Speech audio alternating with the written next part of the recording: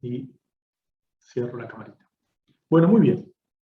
Bueno, entonces, de esto que dijimos tensiones en dos puntos infinitamente próximos, ya vimos lo que era el entorno de un punto, vimos cómo en un cubito elemental variaban las tensiones de un punto a otro, planteamos el equilibrio del cubo elemental y las ecuaciones diferenciales de equilibrio y el teorema de Cauchy. Y nos quedan las conclusiones, y es lo que vamos a ver ahora. Aunque una de esas dos conclusiones que vamos a ver ya las vimos. Entonces,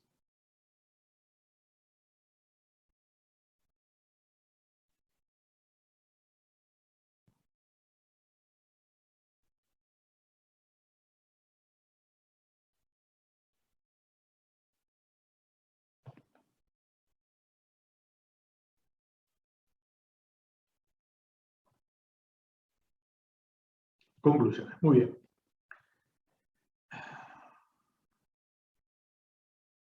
Bueno,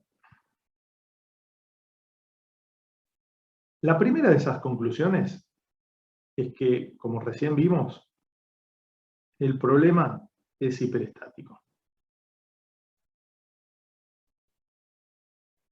¿Por qué? Tengo 3 ecuaciones y 6 incógnitas. Es decir, al ser un problema hiperestático, la resolución a través del planteo de la estática no es suficiente. Ustedes ya, en lo que vimos durante todo el cuatrimestre, hasta el momento, ya vieron cómo cuando teníamos un problema hiperestático lo tratábamos de resolver. ¿Cómo básicamente lo resolvíamos? Es, bueno, tratando de que esa cantidad de ecuaciones podía ver si podía incrementar el número de ecuaciones de tal manera de equilibrar el balance entre ecuaciones e incógnitas. Pero no es eso el único camino. Básicamente, esa es la esencia del camino, pero no es la única manera de plantearlo. Entonces, lo que vamos a ver ahora como segunda conclusión es la resolución del problema.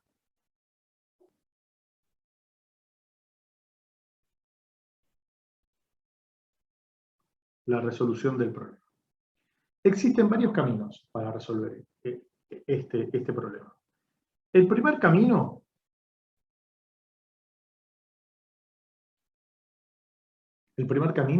es el que nosotros vinimos desarrollando en estabilidad 2. Y por ahí ustedes no se dieron cuenta. Estabilidad 2 muchas veces se la denomina como resistencia de materiales, o mecánica de sólidos, o mecánicas de los sólidos deformables. Cualquiera de estas son similitudes en la denominación de nuestra asignatura, y que en realidad han ido avanzando en la medida que se fue desarrollando la ciencia. ¿En qué consistía este camino? ¿Cómo hacíamos nosotros para conseguir esas ecuaciones adicionales que me permitieran establecer un balance entre ecuaciones e incógnitas? Bueno, nosotros básicamente, si ustedes repasan lo que vimos en axila, en flexión, en torsión y en flexión variable, recurríamos a ensayos. ¿Sí? ¿Se acuerdan cuando nosotros poníamos una barrita que le armábamos toda una cuadrícula en toda la superficie lateral y la sometíamos ya sea a un ensayo de axil, de flexión, de torsión, inclusive de flexión variable? Y sobre esos ensayos nosotros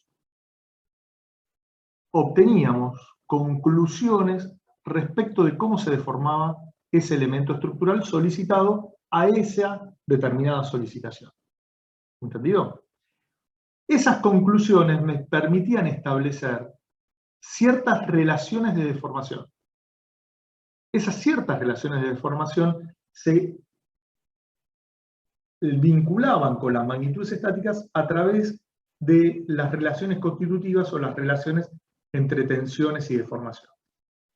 Por ejemplo, cuando nosotros vimos solicitación axil, dijimos que, bueno, todas las secciones que originalmente eran planas van a seguir siendo planas después de la deformación por solicitación axil y se desplazan todas paralelas a sí mismas.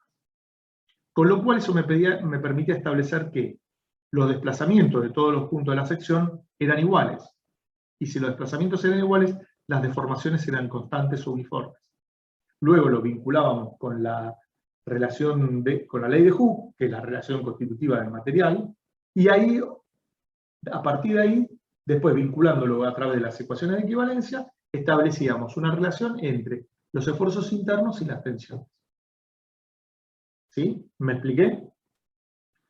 Algo parecido pasaba con la flexión, en donde decíamos, bueno, en el caso de la flexión, la sección que inicialmente eran planas, siguen siendo planas después de la deformación por flexión, y giran alrededor de un eje perteneciente al plano de la misma, que lo denominamos eje neutro, o línea neutra.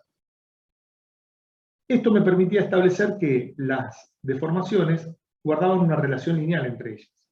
Y como consecuencia de esto, a través de la ley de Hooke, las tensiones también, y después así me metía en las ecuaciones de equivalencia y podía obtener la relación entre esfuerzos internos y tensiones.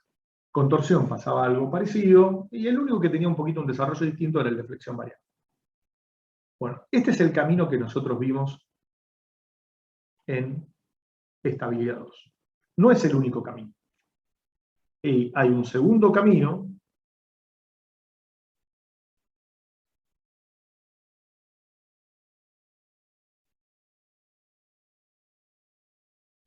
que es el que se conoce como teoría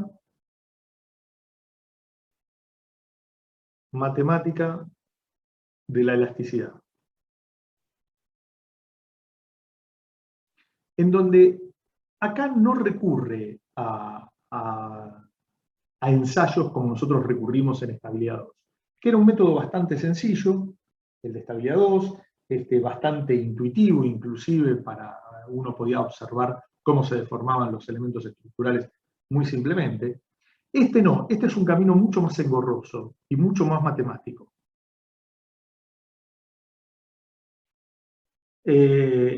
Consiste en llevar las 3 ecuaciones y las 6 incógnitas en establecer un balance a través de un proceso analítico entre las ecuaciones y las incógnitas. Ese balance le lleva a que planteemos 15 ecuaciones y 15 incógnitas. ¿Sí? Este camino es el que para los que quieren hacer lo van a ver en estabilidad 4. ¿Entendido? Bien. Este esquema de 15 ecuaciones en 15 incógnitas merece una aclaración. En general, todas las ecuaciones que se terminan planteando a través de la teoría matemática de la elasticidad son ecuaciones diferenciales en derivadas parciales, de orden en general superior a 1. El problema de las ecuaciones diferenciales en derivadas parciales de orden superior a 1 son básicamente 2. El primero es que no siempre estas ecuaciones tienen solución. O sea, las ecuaciones diferenciales en derivadas parciales de orden superior a 1 muchas veces no tienen solución. Es decir, en realidad, pueden o no tener solución.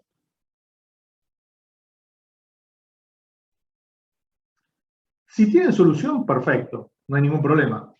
Vamos para adelante. Pero si no tienen solución, ese problema, desde el punto de vista de la teoría matemática de la elasticidad, es difícil o complicado de resolver. Entonces, con lo cual, este camino, hay varios problemas que no los puede resolver. Pero tiene un problema adicional. Si tiene solución, se me pueden presentar a su vez dos problemas. Que la solución sea única o que la solución no sea única. Si la solución es única, no hay ningún problema. Está todo perfecto. Pero si la solución no es única, ¿cuál de los 2, 3 o n valores que me tira es el verdadero o es el correcto? ¿Entendido? Entonces, la teoría matemática de la elasticidad es una metodología muy elegante, pero que no siempre arroja solución sobre todos los problemas que se nos pueden llegar a presentar. ¿Me expliqué, chicos? ¿Eh? Sí, sí. Bueno, ustedes dirán, Luis, ¿para qué nos explicas todo esto? Y porque uno necesita, por lo menos yo lo veo así, de ubicarlos dentro del contexto general de lo que estamos viendo, aunque sea a través de una mínima mención. Y hay un tercer camino, que son los métodos numéricos.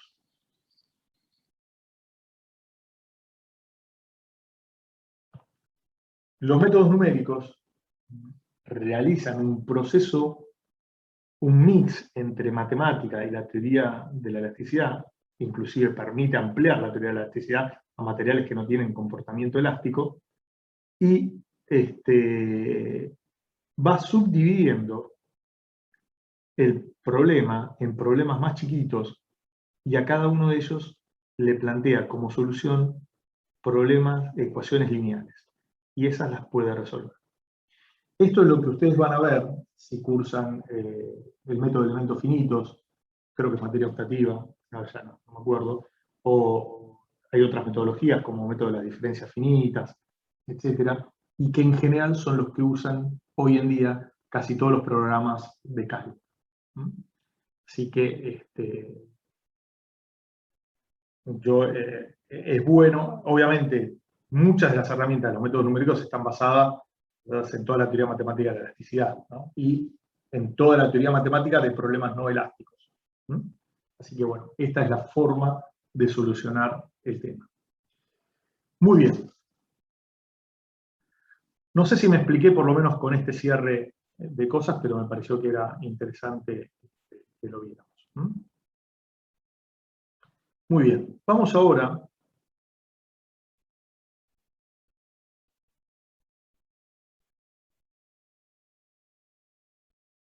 a lo siguiente. Vamos a lo que se conoce como tensiones en un plano cualquiera.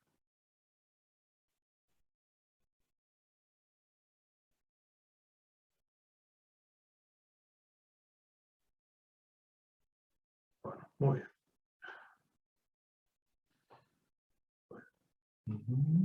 Ahí está. Bueno, muy bien. Tensiones en un plano cualquiera. ¿Cuál es el objeto de lo que pretendemos ahora? Bueno, lo que nosotros estamos pretendiendo es encontrar, así como nosotros dijimos, bueno, conozco un punto y por ese punto puedo pasar infinitos planos, ¿cuál es el vector tensión asociado a cada uno de esos infinitos planos? ¿Entendido? Eso es lo que pretendemos hacer. Voy a partir de algo, de conocer los vectores tensión asociados a tres planos mutuamente perpendiculares, que en principio van a ser los tres planos coordenados. Entonces yo tengo un punto A, un punto A, que es el punto que voy a estudiar. Entonces, el punto A es el punto bajo estudio. ¿Sí? Y voy a asociar una terna O, X y Z de tal manera que el origen de esa terna coincida con el punto. ¿Sí? A su vez, se conocen los vectores tensión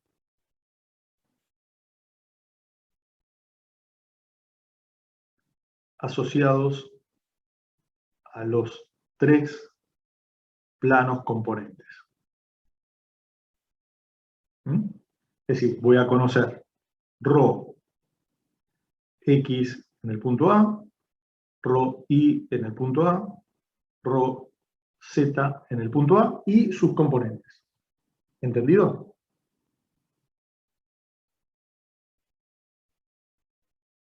Todo esto lo voy a representar de la siguiente manera. Imaginemos que tengo acá. Este es el eje X. Este es el eje Y.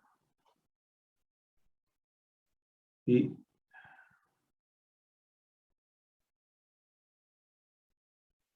este es el eje Z. Este es el punto A, que es el punto bajo estudio, que coincide con el origen de esta tabla. ¿Entendido? Muy bien. Y voy a hacer pasar por acá un plano cualquiera.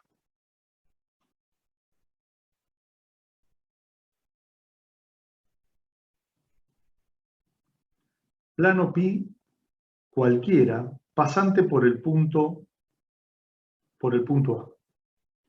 Ahora, por una cuestión de representación, esta palabra no se entiende nada, la voy a escribir de vuelta.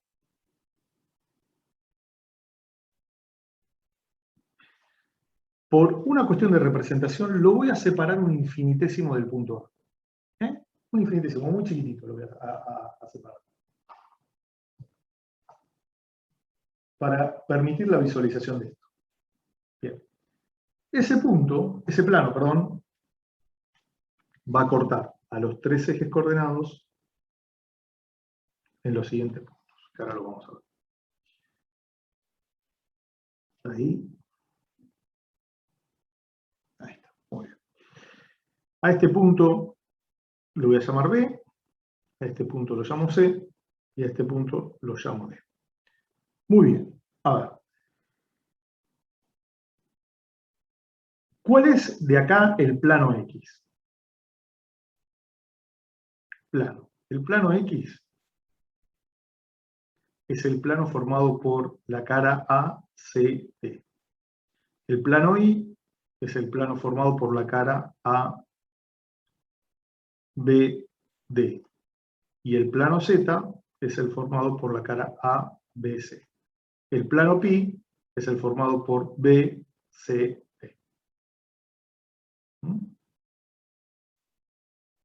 ¿Entendido? Bueno, y voy a poner ahora todas las tensiones actuantes en cada una de estas caras. Entonces, voy a denominarlos de la siguiente manera. Los voy a poner a suponer todos positivos. Sigma X, tau XZ, tau XY. Después voy a poner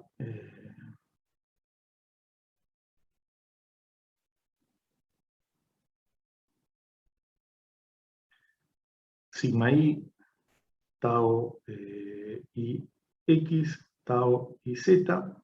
Y finalmente, vamos a poner en celeste, ya tengo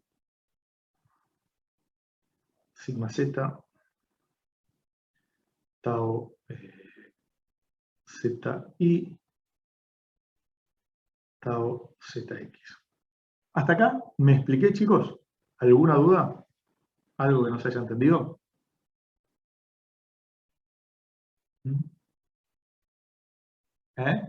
¿Venimos bien? Sí, venimos bien. Sí, sí. Bueno, muy bien. Yo voy a conocer el versor normal de este plano. El versor normal de este plano, ustedes tengan en cuenta que todo plano puede ser representado por tres puntos, o no alineados, o por la normal al plano. Nosotros lo vamos a representar por la normal al plano. Y es esta de acá. Esta es la normal o el versor normal del plano pi. El versor normal, este del plano pi, va a forma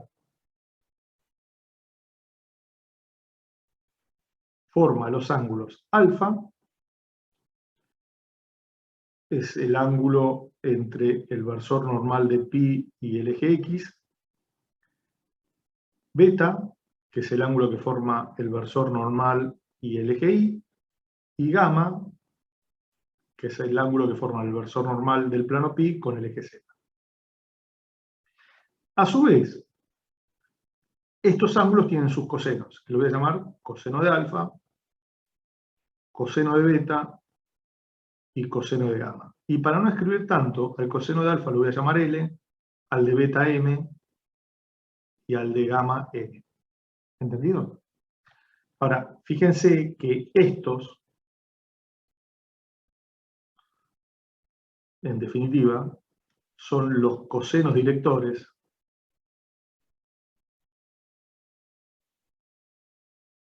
del versor n de pi. ¿Quedó claro? ¿Me expliqué, chicos? Bueno. Ahora bien, en el plano pi va a estar actuando un vector tensión que yo lo quiero determinar y vamos a suponer que es este de acá. Este es el vector ρ en el punto A asociado al plano pi.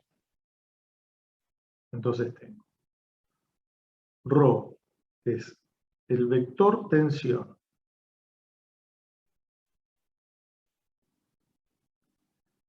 actuante en el punto A y asociado al plano pi. Por eso este tema se llama tensiones en un plano cualquiera. Lo que quiero determinar es justamente este vector tensión. ¿Sí? Bien.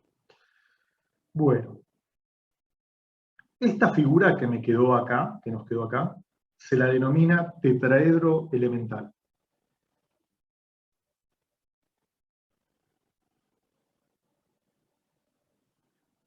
Y eso como figura geométrica. Pero como estoy trabajando con tensiones, se la termina denominando tetraedro elemental de tensiones. Así que cuando yo le diga tetraedro elemental de tensiones o tetraedro directamente, ya saben lo que es. Vamos a suponer que el área de BCD es unitaria. Es decir, el triángulo BCD, vamos a suponer que tiene un área igual a 1. ¿Sí? El área es justamente el plano cuando corta a los tres planos coordenados. Bueno, muy bien.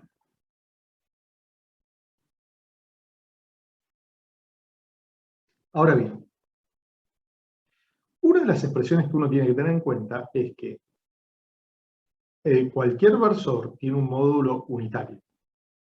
Y esto es igual a la suma de los cuadrados de los cosenos directores. O sea, L al cuadrado más M al cuadrado más N al cuadrado raíz cuadrada es igual a 1. ¿Entendido? Esta es una relación que uno la tiene que tener bien en claro.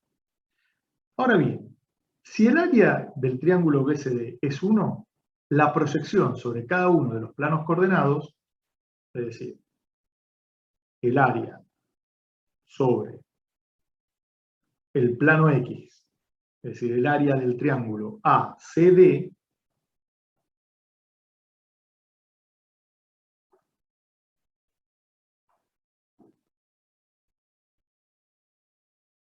es igual a L.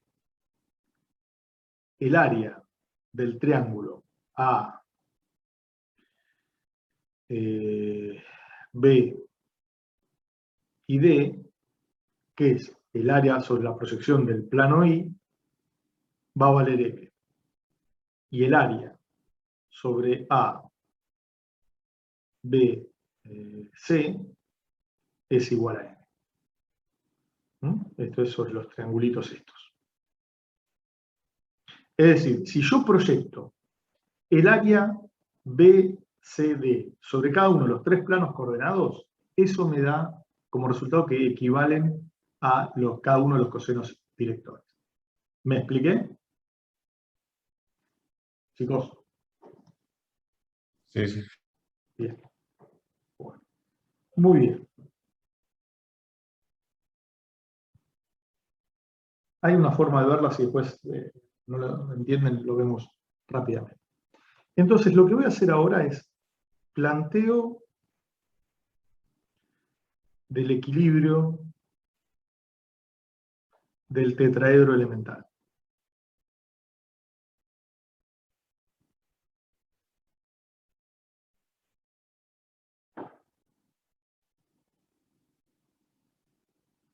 Y cuando planteo, voy a plantear. Sumatoria de las fuerzas en X es igual a 0. Entonces, ρ, que es el vector tensión asociado al plano pi, es decir, este de acá, tiene componentes en las tres direcciones, en X, en Y y en Z. Entonces, Tengan en cuenta que lo que se plantea son equilibrio de fuerzas, no equilibrio de tensiones. ¿Mm? Lo repito, lo que uno plantea siempre es ecuaciones de equilibrio de fuerzas, no de tensiones. Que por una cuestión que yo puedo simplificar las áreas, después me queda una igualdad entre tensiones, eso es independiente. Entonces, una cuestión más. Bueno, ahora lo voy a decir, ahora lo voy a aclarar, no se preocupe. Entonces, cuando planteo la sumatoria de las fuerzas en X, voy a tener que ρ⋅ su componente X, por el área en la cual está actuando, que vale 1, va a ser igual a ¿qué? A ρ⋅ por 1 por el coseno de alfa ρ. Ahora después le voy a decir qué es alfa ρ. Esto va a ser igual a ¿qué? A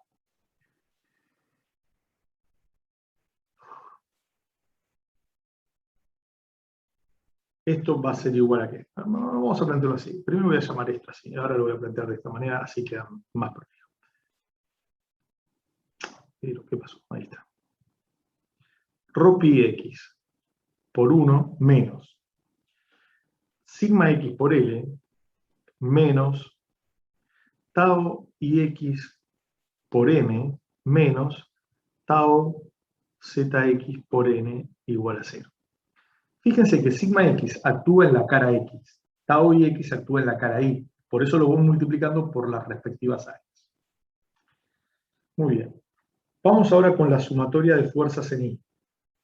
Tengamos en cuenta primero que ρ⋅ I por 1 es igual a ρ⋅ por 1 por la proyección sobre el eje Y, que está dada por el ángulo beta ρ. Entonces voy a tener ρ⋅ en I por 1 menos tau xi por L menos sigma I por M menos tau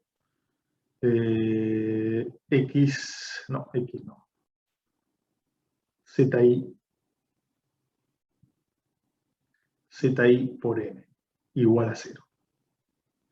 Y finalmente, si planteo la sumatoria de fuerzas en Z igual a 0, voy a tener ρ⋅ en Z por 1 es igual a ρ⋅ por 1 por el coseno de gamma ρ. Entonces voy a tener ρ⋅ I por 1 menos tau xz por L menos tau iz por M menos sigma z por N igual a 0. Y estas son las tres ecuaciones de equilibrio que yo puedo plantear. No puedo plantear, y no voy a plantear ecuaciones de momento, porque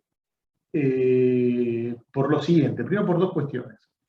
Yo estoy trabajando en el mismo punto y estoy separando por una cuestión de comodidad en la representación al plano pi. Entonces todas las fuerzas pasan por A, con lo cual no se genera brazo de palanca y por lo tanto no se producen momentos. Por eso las ecuaciones, es como que esto es una sumatoria de ecuaciones de proyección, de fuerzas concurrentes en el punto A. ¿Entendido? Así que por eso es que no planteo ecuaciones de momento. Muy bien. Una aclaración, vamos a poner acá una aclaración, una nota, para que se entienda. Alfa ρ es igual al ángulo que forman ρ⋅ con el eje X. Beta ρ es igual al ángulo que forman ρ⋅ con Y. Y gamma ρ es igual al ángulo que forman ρ⋅ con el eje Z. ¿Entendido? Bien. Bueno, a ver si me queda un poquito. Bueno, está bien, estamos bien ahí. Bueno, muy bien. Estas ecuaciones ahora, estas tres, 1, 2 y 3, las reescribo como les voy a mostrar ahora. Entonces me quedan que ρ⋅ X es igual a sigma X por L más tau IX por M más tau ZX por N. ρ⋅ I es igual a tau xi por L más sigma i por m más tau zi por m. Y rho pi z es igual a tau xz por L más tau iz por m más sigma z por m. ¿Sí? Esto lo puedo escribir de la siguiente manera, en forma vectorial, como queda ahora. Me queda rho pi x, rho pi y, rho pi z.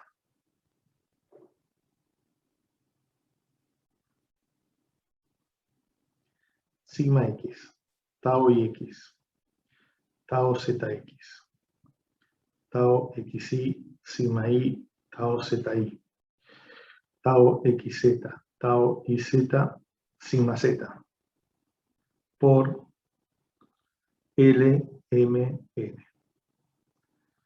Muy bien. Fíjense lo siguiente, veámoslo. Esto de acá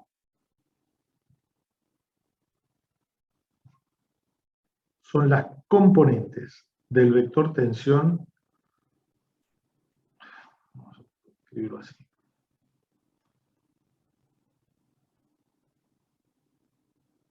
Son las componentes del vector tensión ρ z. Estas de acá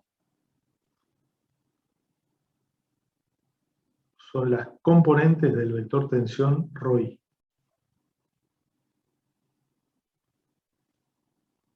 Y estas de acá son las componentes de qué vector? Del vector tensión ρx.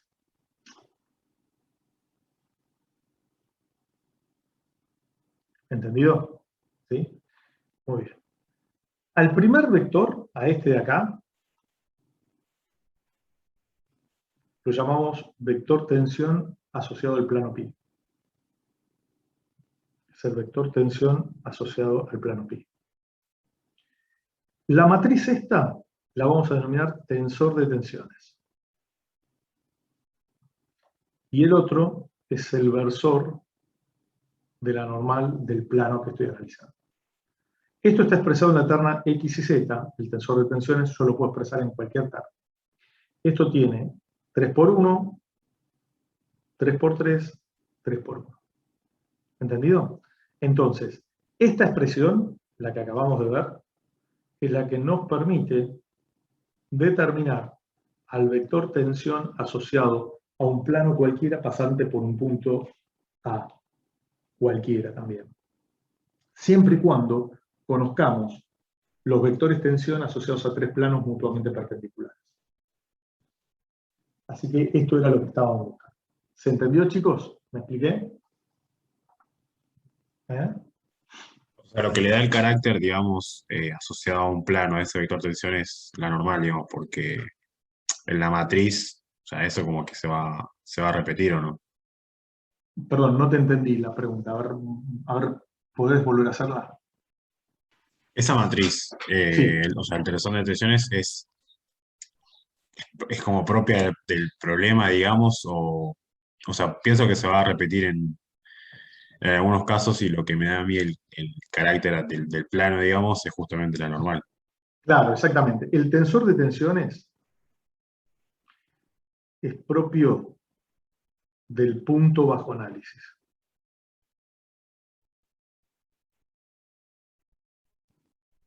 Ahora, en un cuerpo, ¿cuántos puntos tenés? Infinito. Entonces, ¿cuántos tensores de tensión vas a tener para cada estado de cargas?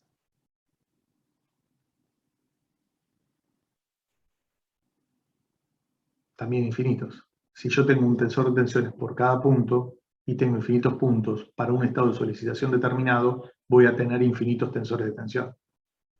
¿Entendido? Si querés ponerle acá punto A, pero este es para ese punto A. Vos imaginate que vos tenés este cuerpo. ¿Sí? Ese cuerpo están actuando las mismas fuercitas que vimos antes, ¿te acordás? Creo que eran así las que habíamos puesto. Y el punto A es este punto de acá. para este estado de solicitación, ese punto A va a tener un tensor de tensiones. Ahora, los otros infinitos puntos, cada uno va a tener su tensor de tensión. O sea que yo tengo infinitos tensores de tensión, uno por cada punto y por cada estado de solicitación. Porque yo puedo tener este cuerpo, pero también puedo tener este mismo cuerpo, este C y este C, es el mismo, pero las fuerzas actuantes son estas. Entonces, cambia el tensor de tensiones. Es decir, el tensor de tensiones cambia de un punto a otro y a su vez cambia según las solicitaciones externas. ¿Entendido? Y te podría decir más. Te podría decir más. El tensor de tensiones cambia según la terna con la cual vos lo estés expresando. O sea que el tensor de tensiones, ya que me preguntas y lo vemos, el tensor de tensiones es función de, primero, del punto bajo análisis.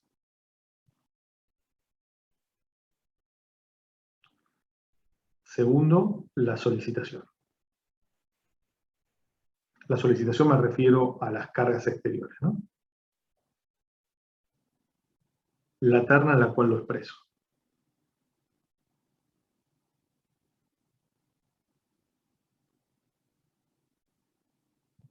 ¿Se entendió? Sí, profe, gracias. No, de nada.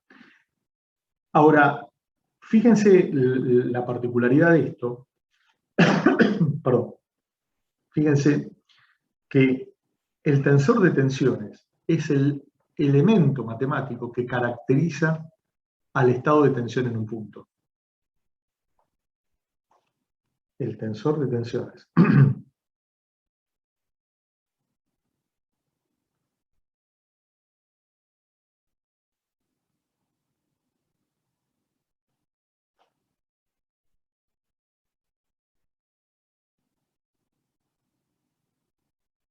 Y permite determinarlo. ¿Por qué digo esto? Chicos, mientras me tomo un mate, ustedes me contestan.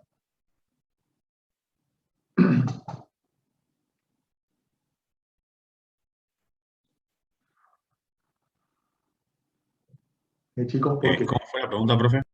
La pregunta es, yo digo, el tensor de tensión caracteriza al estado de tensión en un punto y permite determinarlo. ¿Por qué? La pregunta está encerrada, la respuesta está encerrada acá, ¿eh? Le estoy preguntando medio como ¿de qué color es el caballo blanco de San Martín? Más o menos.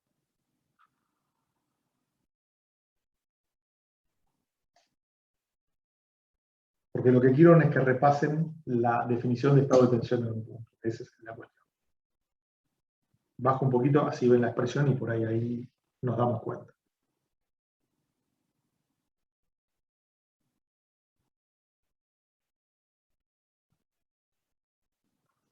Y vas a conocer todas las tensiones por todas las solicitaciones, digamos. Bueno, imagínate que trabajemos con una solicitación determinada, no nos vayamos por las ramas. ¿Por qué? Porque el estado de tensión en un punto es el conjunto de los infinitos vectores tensión asociados a los infinitos planos que pasan por un punto. Entonces, como yo lo que puedo, yo teniendo el tensor de tensiones, el NP representa el versor de un plano cualquiera. El NP lo elijo yo, arbitrariamente, según lo que quiera determinar, o según lo que me interese, o según lo que necesite. Entonces, yo podría armarme un programita en donde con NP hago correr los infinitos versores de los infinitos planos que pasan por ese punto. Y entonces determino los infinitos vectores de tensión. ¿Se entiende? Entonces, el tensor de tensiones justamente caracteriza el estado de tensión en un punto porque justamente me permite determinarlo. ¿Me expliqué?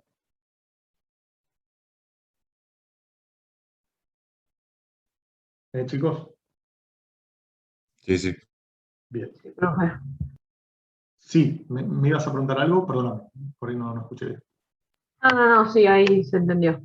Bueno, bárbaro. O sea, les hice una pregunta no capciosa, pero es como que se las dejé ahí, era para repasar la definición de estado de tensión en un punto. Ese era el objeto de por qué les hice la pregunta, ¿no? Obvio, no esperaba, es decir, a ver, quería reforzar la idea y la definición de esto, de estado de tensión en un punto, para que nos quede claro. Bueno, si yo tengo un planito cualquiera, como recién acabamos de ver, el plano pi,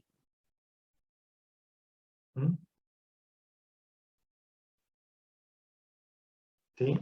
Y en donde esta es npi y este es ρpi. Bueno, este vector yo lo voy a poder siempre proyectar sobre la normal y sobre una dirección perpendicular a la normal y contenido en el plano pi. ¿Entendido?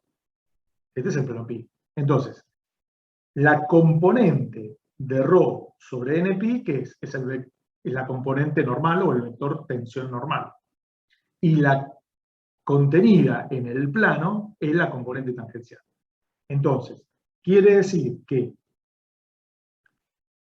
el vector sigma pi, que es la proyección de ρ sobre n. Entonces va a ser, proyecto a ρpi, acá lo voy a poner traspuesta, sobre el versor npi. Ahora, esto es un escalar. Entonces, esto lo tengo que volver a multiplicar por npi. Esto se lo denomina pseudomódulo. ¿Por qué pseudomódulo? Porque como el producto escalar de dos vectores puede ser positivo, negativo o nulo, esto está representando, si yo le saco el módulo al pseudomódulo, me da el módulo del vector tensión normal. ¿Entendido? Y después tengo tau pi, que es igual a rho pi, porque es una suma vectorial, menos sigma pi. A ver, para ponerlo, esto sería. Y esto sería tau pi y sigma pi. ¿Me expliqué, chicos? Tengan en cuenta que nosotros siempre pedimos tanto al vector, expresado obviamente sus componentes cartesianas, según la terna con la que estemos trabajando, y su módulo. Así que siempre le vamos a pedir eso. Muy bien. ¿Alguna duda con todo esto? ¿No?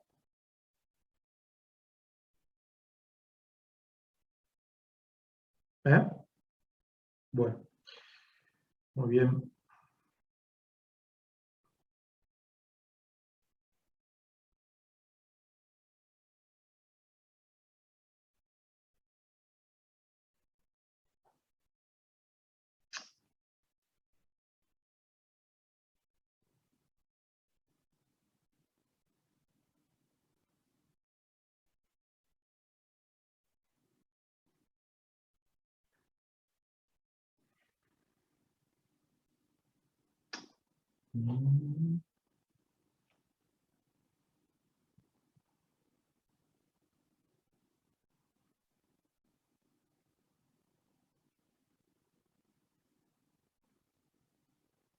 Bueno, a ver, vamos a ver en cuántos tipos de estados de tensión, en cuántos tipos se clasifican los estados de tensión. ¿Entendido?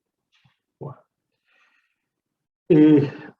Los tipos de estado de tensión se clasifican básicamente en tres tipos. El primero es aquel que se conoce como triple, espacial o triaxial.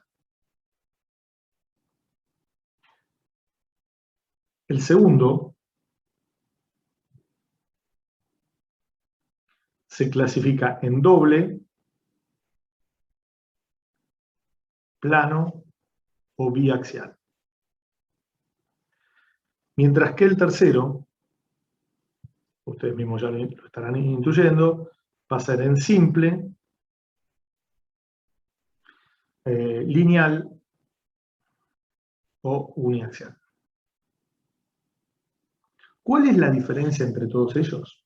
Bueno, imagínense que yo tengo el tensor de tensiones. ¿Sí? Imaginen que tenemos el tensor de tensiones. Y yo empiezo a tirar distintos versores. Y voy determinando los distintos vectores tensión asociados a esos distintos planos. ¿Sí? Entonces, voy a tener un estado triple espacial o triaxial de tensiones cuando esos vectores tensión tengan cualquier dirección y sentido en el espacio. En el primer caso,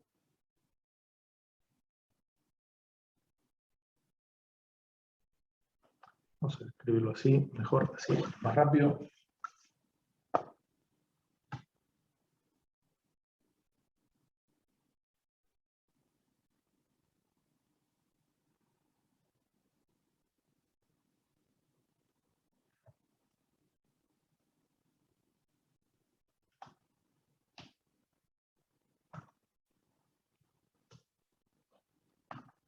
Es cuando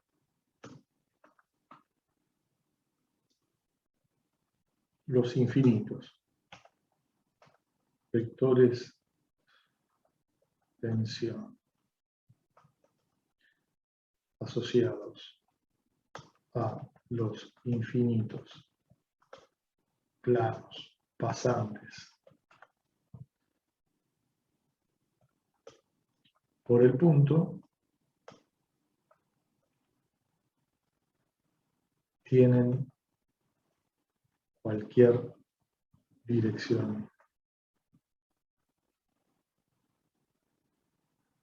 en el espacio. Claro, esto por ahí no les arroja capaz que mucha luz en la definición, porque dicen, bueno, pero ¿qué podría pasar para que no tuviera cualquier dirección en el espacio? Bueno, es lo que vamos a ver ahora. Vamos a ver entonces ahora para el doble.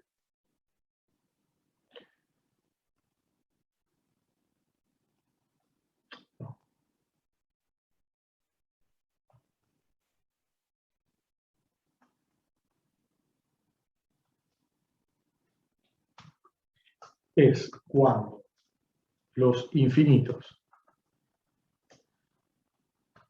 vectores tensión asociados a los infinitos planos pasantes por el punto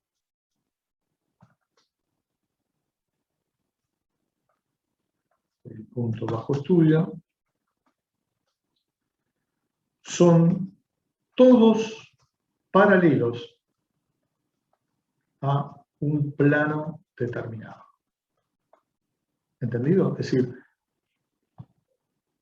todos esos vectores de tensión que yo determine van a estar contenidos en un plano determinado o en planos que son paralelos a un plano elegido como de referencia o patrón. ¿Entendido? Imagínense, por ejemplo, que yo pongo un plano cualquiera, caracterizado por n alfa, o n beta, o n gamma, o n pi, y solamente me aparecen componentes del vector ρ en x y en y, o en x y en z, o en y y en z. Quiere decir que todos esos vectores de tensión son paralelos a planos z, o planos y, o planos x. ¿Entendido? Eso es lo que esto está representando. ¿Me expliqué, chicos?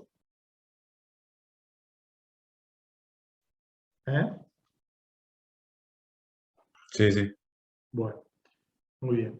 Y finalmente tenemos lo que sería el estado simple. Y la verdad que le podría copiar todo esto y cambio lo que varía.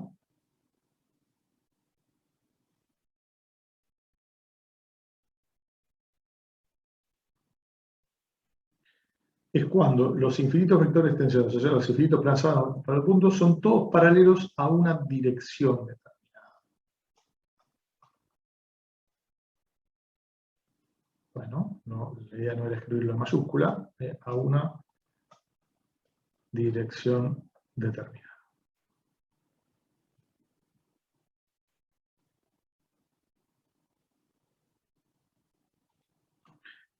Bueno, ¿me expliqué? ¿Se entiende la...? Imagínense que uno agarra y multiplica y son todos los vectores de extensión tienen la dirección del plano del eje X, o del eje Y, o del eje Z, o de una dirección R cualquiera. ¿Se entiende? La diferencia.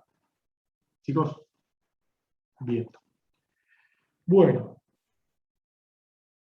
muy bien. Dicho esto, a ver con qué tengo que hacer. Esto está. Muy bien, vamos con esto entonces. Bueno, vamos acá, ahora. Ahí está.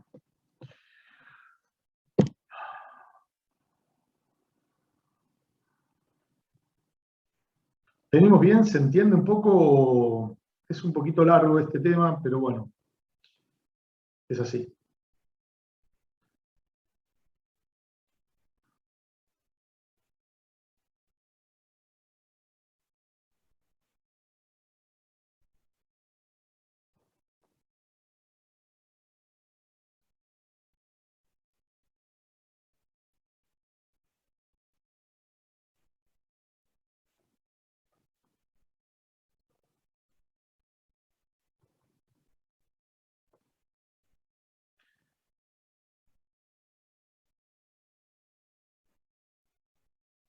Bueno, planos, direcciones y tensiones principales. Bueno, este tema, un tema muy importante, es una particularidad.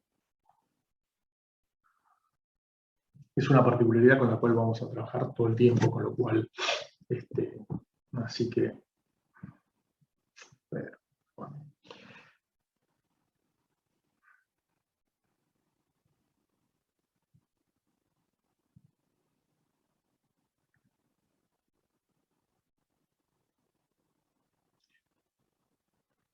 Bueno, nosotros vamos a dar una definición, o les voy a dar una definición de tensión principal bajo dos puntos de vista distintos. La primera es la siguiente. Nosotros vamos a decir que el vector tensión ρ es principal cuando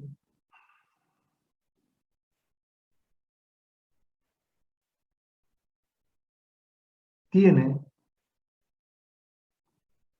la dirección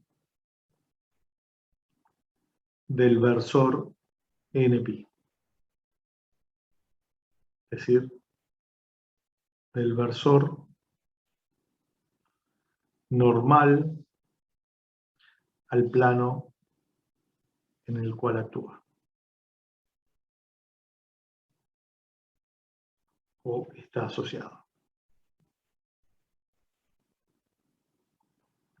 ¿Entendido?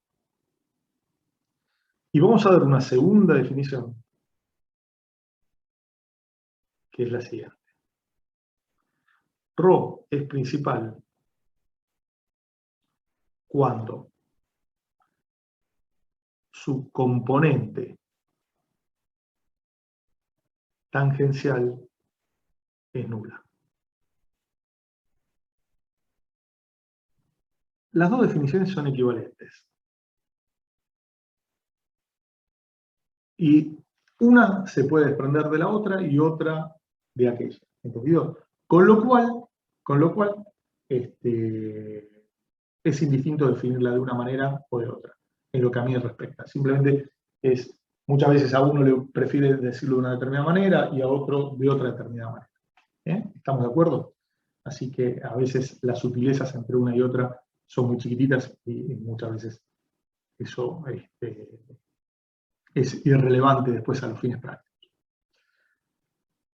Ahora bien, si esta es la definición de una tensión principal, el plano al cual está asociado esa tensión principal se lo denomina plano principal.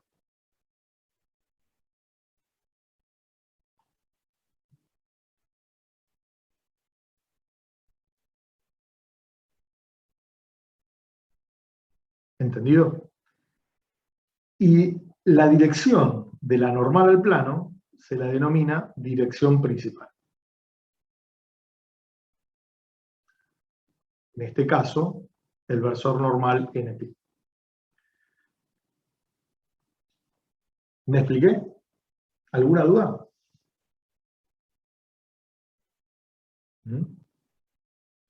¿Sí? Bueno. Vamos a ver ahora cómo justamente determinamos a una tensión principal y a las direcciones principales. Porque probablemente haya más de una tensión principal, entonces nosotros no solo tenemos que conocer al vector tensión, sino también a su dirección principal. ¿Me expliqué, chicos? Sí, profe. Bien. Entonces vamos a hacer eso. Esto es un poquitito más largo y vamos a tratar de apurarnos para cerrar con este tema y alguna otra cosita más que nos quede ahí dando vuelta, que es muy chiquita. Entonces, a ver, si yo tengo ρx, es decir, tengo un vector ρ perteneciente a un plano que va a ser principal, bueno, ese vector ρ va a tener sigma p sub i, si es principal, solamente tiene componente en la dirección de la normal. Entonces, va a ser un sigma p i por L p sub i. ¿Me expliqué? Esto, en definitiva, es sigma p sub i en la dirección x. O, dicho de otra manera, es igual a ρ p sub i por L p sub i. Son cuatro formas, o sí, cuatro, de escribir lo mismo. ¿Me expliqué con esto? ¿Se entiende la nomenclatura? Sí. ρi va a ser igual a sigma p sub i por m p sub i, es decir, la componente sigma en la dirección i. Entonces va a ser sigma p sub i en la dirección i, que es igual a ρ p sub i por m p sub i. Bueno, y finalmente tengo ρz, que va a ser igual a sigma p sub i por n p sub i, sigma p sub i en la dirección z, de ρ p sub i por n p sub i. ¿Entendido? Todo esto, ¿cómo se determina? Se determina con la expresión que vimos anteriormente. Es decir, el tensor de tensiones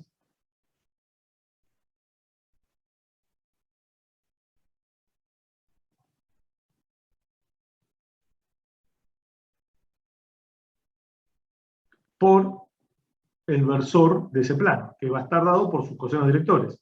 LP sub i, MP sub i y NP sub i. ¿Entendido? Entonces, esto yo voy a trabajar básicamente con todo, con lo que más me va a convenir trabajar, se los adelanto, de estas cuatro formas de expresar lo mismo va a ser con esto.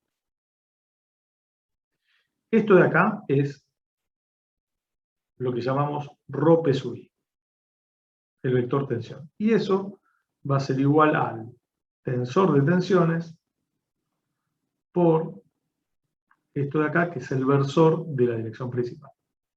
¿Entendido? Bien. Ahora, fíjense, estos son en definitiva tres ecuaciones. Si yo sigma p sub i por L p sub i lo paso al otro miembro, ¿qué me queda? Ahora ya no voy a utilizar más p para no ir escribiendo tanto, pero todos estos, esto y esto lo puedo pasar al otro miembro que pasan restando. ¿Entendido? Entonces me va a quedar expresado de la siguiente manera. Me va a quedar expresado como sigma x menos sigma i, tau xi, tau xz. Tau ix, sigma i menos sigma i, tau iz. Tau zx, tau zi, sigma z menos sigma i.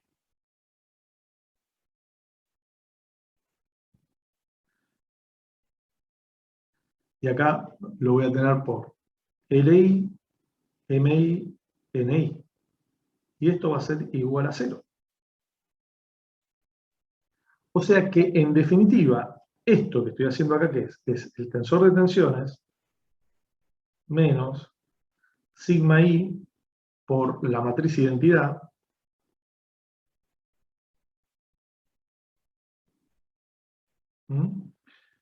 por el versor de la dirección normal en I. Todo esto es igual a 0. ¿Y esto qué es? Es un sistema de 3 ecuaciones homogéneas. Y según me contaron a mí en álgebra, yo ya no me acuerdo mucho, esto tiene 2 soluciones posibles.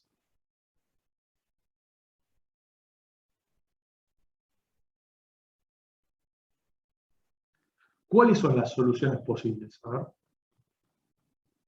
¿Lo recuerdan ustedes? Pues yo la crucé hace mucho, ya encima tengo mala memoria, no me acuerdo.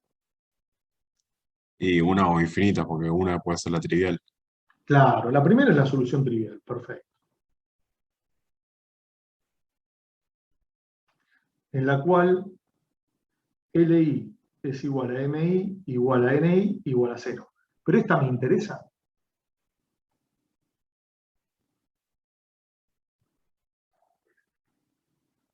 ¿Eh?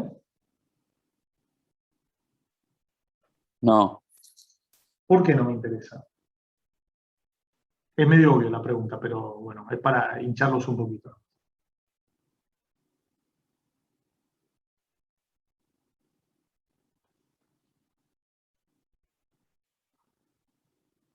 ¿Por qué? A ver.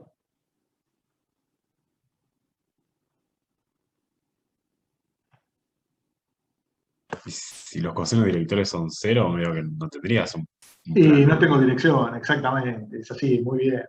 Sin miedo, en total, yo un poco, a veces los hincho así para que no sea el único que esté hablando todo el tiempo, ¿entendés? Es decir, prácticamente es un embolio. Ojalá que esperemos que el año que viene la situación sea mucho mejor, porque la verdad que esta falta de comunicación es terrible, pero bueno. Entonces, las 2 posibles soluciones es la trivial, que no nos sirve de nada, porque nos dice que no tengo dirección, entonces no puedo decir nada, y la segunda posibilidad es que el determinante del tensor de tensiones menos cualquiera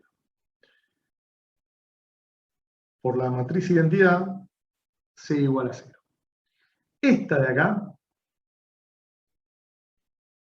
es la condición necesaria y suficiente para la solución del problema. Vamos a ponerlo así. Para la solución del problema. ¿Entendido? Entonces, lo que yo tengo que hacer es resolver este determinante. Este determinante, el desarrollo matemático se los voy a dejar a ustedes. Se los dejo a ustedes para que lo hagan. Usted va a decir, Luis, sos un peor bárbaro. Un montón de cosas nos dejas a nosotros. Sí, les dejo un montón de cosas, pero es matemática, no tiene tanto tiempo. Entonces, si yo resuelvo este determinante, y donde la incógnita es obviamente la tensión principal, sigma I, y ¿cómo se llama?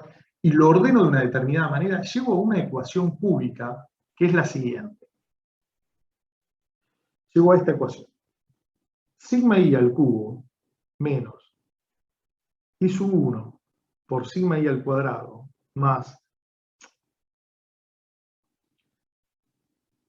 I2 por sigma I menos I3 es igual a 0. Si desarrollo el determinante S. Es decir, desarrollando este determinante y agrupando de una determinada manera, llego a esto. Esto es una ecuación, como ustedes ven, cúbica. Y por lo tanto tiene 3 raíces. O sea que la cantidad en principio, de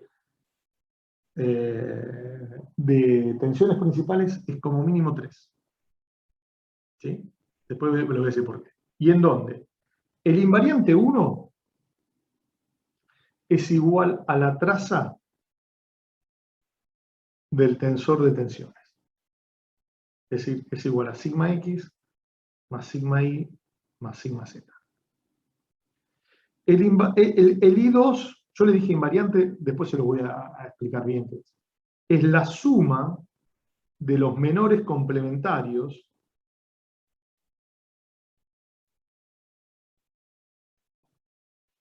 de la diagonal principal del tensor de tensiones. Es decir, el menor complementario del elemento A11 es igual a sigma i por sigma z menos tau i z al cuadrado. El menor complementario del elemento A22 es sigma x por sigma z menos tau xz al cuadrado. Y el menor complementario del elemento A33 es igual a sigma x por sigma y menos tau xy al cuadrado. Si ustedes todo esto lo suman,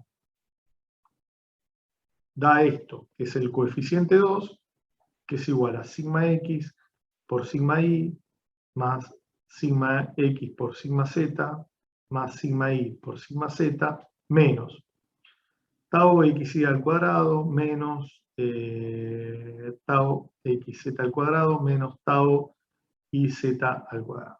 ¿Entendido? Y el I3, que es el término independiente, es el determinante del tensor de tensión. A esta ecuación se la denomina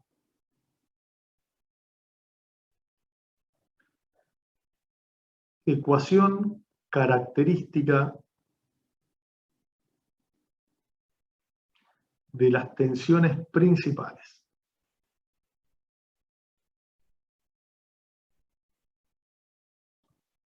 O también ecuación de Lagrange.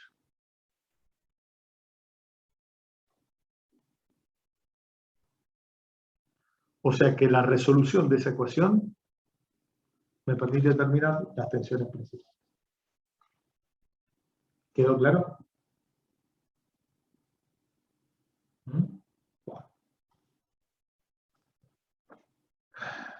Muy bien. ¿Cómo venimos con todo esto? Muy bien.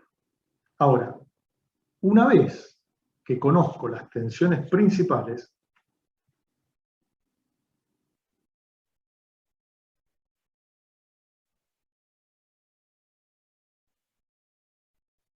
se las ordena de mayor a menor. A la más grande se la denomina sigma 1, a la intermedia sigma 2 y a la tercera sigma 3. Tengan en cuenta que van de mayor a menor. Por ejemplo, más 20 es más grande que menos 50 y esto es más grande que menos 200. ¿Entendido? Por ejemplo.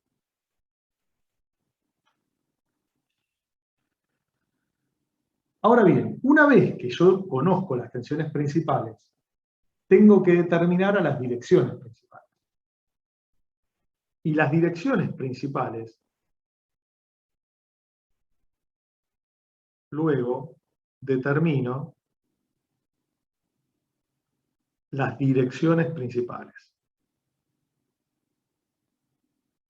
¿Cómo las determino? Las determino con esta expresión. Para cada tensión voy a tener una dirección. ¿Entendido? Por lo tanto, yo voy a reemplazar sigma x menos sigma 1, tau xy, tau xz, tau ix, sigma y menos sigma 1. Acá es tau iz, tau zx, tau zi, y acá tengo sigma z menos sigma 1. Entonces, con esto resuelvo este sistema de ecuaciones y determino L1, M1 y N1. Ahora bien, estas tres ecuaciones les van a dar dos que siempre son linealmente dependientes. Entonces, estas tres ecuaciones no me van a poder determinar las tres incógnitas que son estas. Estas son las incógnitas para la dirección. Para cada dirección. Pero van a poder plantear una cuarta ecuación que es L1 al cuadrado más M1 al cuadrado más N1 al cuadrado es igual a 1. Es decir, con la ayuda de este sistema de 3 ecuaciones, de las cuales 2 van a ser siempre linealmente dependientes, más esta última ecuación, la cuarta, van a poder determinar los cosenos directores para cada una de las direcciones. ¿Entendido? Dicho de otra manera, que es lo que le voy a decir ahora,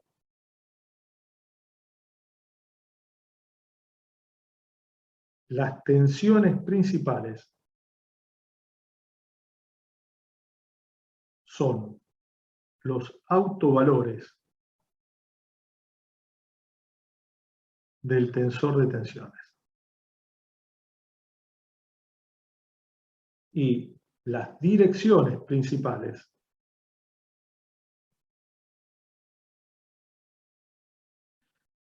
son los autovectores